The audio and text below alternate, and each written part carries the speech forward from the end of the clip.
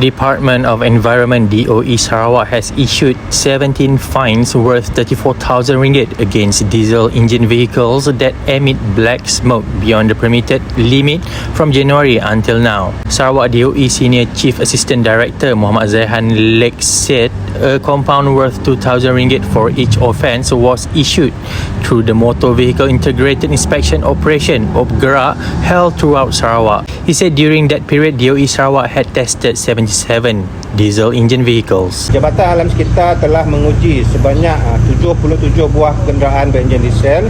Hasil daripada pemeriksaan ini sebanyak 17 kompaun dan 19 notis arahan telah dikeluarkan kepada pemandu ataupun pemilik kenderaan tersebut. Bagi kenderaan yang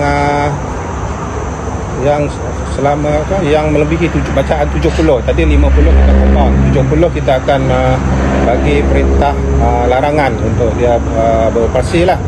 He said this at a press conference of OPGERA at the Road Transport Department JPJ Weighing Station from Kuching Serian here today.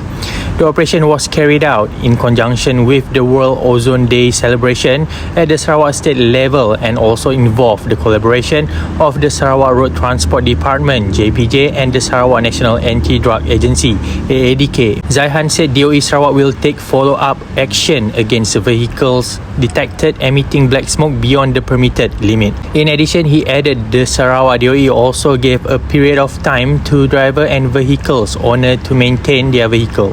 Hak kompaun itu biasa kita beri sebulan, 3 bulan. Kalau tidak tu kita akan buat kertas siasatan lah untuk pendakwaan di mahkamah. Tetapi memang dia akan option untuk bayar lah. Daripada dia bawa ke mahkamah, lebih baik dia bayar lah.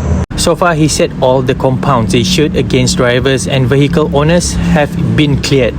In the same operation, he said JPJ Sarawak had issued 29 compounds for various offences. Meanwhile, he said AADK Sarawak has arrested a total of 3 local men aged between 18 and 48 suspected of being positive for drugs.